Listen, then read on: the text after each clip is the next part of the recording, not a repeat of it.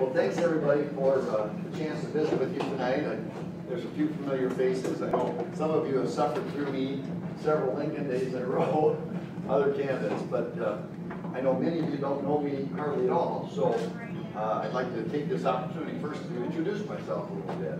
I grew up on a farm not far from here, probably about 25 miles from here. My grandparents came from Denmark in 1911 and bought a little farm here in Del Rapids. And my dad was born on that farm in 1914, grew up there. And when he married my mother, my two sisters and I grew up on that farm. And when we were kids, we had a diversified farm operation. We had cattle and hogs and chickens, and grew corn and hay and oats and soybeans. When I was a kid, I had my share of chores from collecting the eggs in the chicken house and washing them in a 5-gallon bucket and packing them in these 30 dozen big brown cartons to sell at Heritage Produce in Del Rapids. I had, when I was growing up, we had a one-room country school in the neighborhood. I attended Carruthers District 36, about 2 miles from our farm, 2.5 miles from our farm. We had a population from 15 students all the way up to a whopping 23 students when it was bursting at the seams. In 7th grade, well, I should say when I was in grade school, we switched to dairy farming, so we milked cows for a while. I got up every morning with my dad and milked cows, and we had about 25 Holstein cows that we milked with surge milking machines every morning and every night.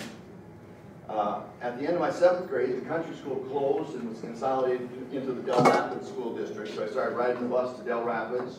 That's where I met my wife, Linda, in 8th grade. We dated through high school.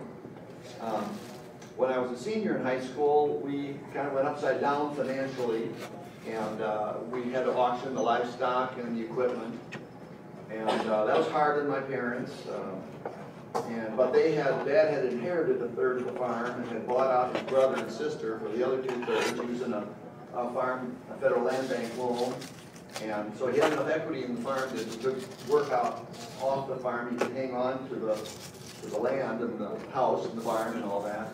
And so Dad took a job in Sioux Falls, about 30 miles away from us, was Augustana College, where Dad took a job as a janitor.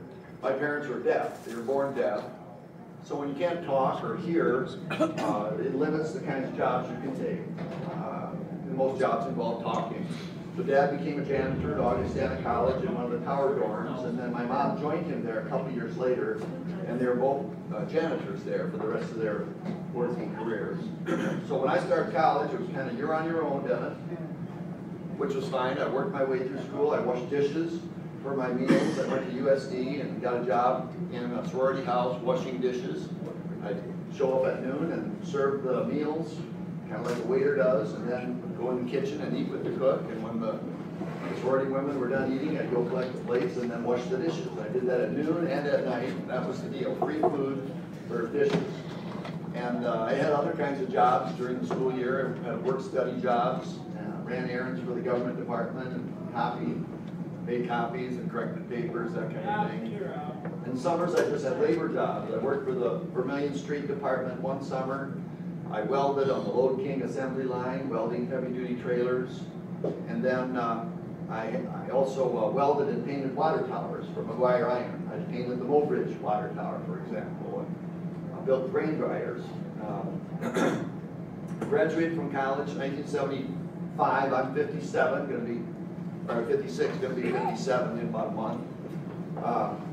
And then got into Northwestern Law School in Chicago. I applied through the mail, and I'd never been to the school, but wanted to go visit it. Didn't have a car. So my buddy Dave, his parents had an egg business in Wakefield, Nebraska, and they produced thousands of eggs that they sold to the Dominic's grocery store chain in Chicago.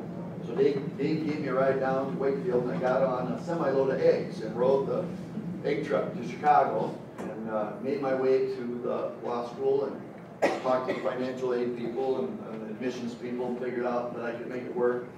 So I moved to Chicago, entered school, and worked my way through school, working as a security guard on weekends. My shift was 8 in the morning until midnight, a 16-hour shift. It wasn't a very dangerous job. It was in the loop in one of those high rises. I didn't have a gun, I had a pencil. I'd check people in and out and that sort of thing. And then in summers I drove bus for the Chicago Transit Authority. I got a commercial bus driver's license and I was a substitute bus driver. So I'd show up at 2 or 3 o'clock in the afternoon at the Northwest Station and they'd say, well, you got the Broadway route because Jones is on vacation. Make my way to the Broadway end of the line and get on the bus and then start driving into the loop and out of the loop from about 4 o'clock until midnight. And at 4 or 5 o'clock, you got the rush hour, people all dressed up in suit and ties, leaving the loop, going back to their homes, and then 10, 11, 12 o'clock, you have a different kind of crowd riding the bus. So it's kind of a cultural experience. Anyway, graduated in 1978, passed the bar exam. I worked in Chicago for about 2.5, 3 years, and then had enough of Chicago. Wanted to come back to South Dakota. And Lynn and I had, as I said, dated through high school, and then we kind of gone our separate ways. I went to USD, she went to state, I went to Chicago, she moved to Minneapolis and California. But we kept in touch, and we ended up kind of striking it up again, and we ended up moving back to South Dakota in 1981 and getting married. And after a couple of years, we had a baby daughter, and then we bought the building site from my parents back on the farm. We bought the 7 acres where the old farmhouse was, the barn and the outbuilding. And then Linda and I and our baby daughter moved in to the farmhouse with my parents. Moved in with them. I was working in the bank in Sioux Falls, and I worked at the bank all day, then come home at night, and I had a guy dig a basement and a guy pour a foundation for another house, and then we built the house ourselves. I worked at the bank all day, worked on the house at night on the weekend. And it took about from May till the following March to get the house to the point where we could move across the yard. And that's what we did. And then about a year later, we had another daughter. And then a couple years later, we had our son, Chris, who's here with me.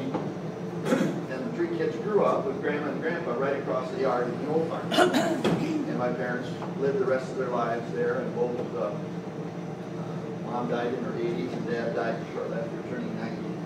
And we still live there. All 3 of our kids are grown and gone now from home, but Linda and I still live on the farm. That's where I woke up this morning. So that's kind of my family side of things. On the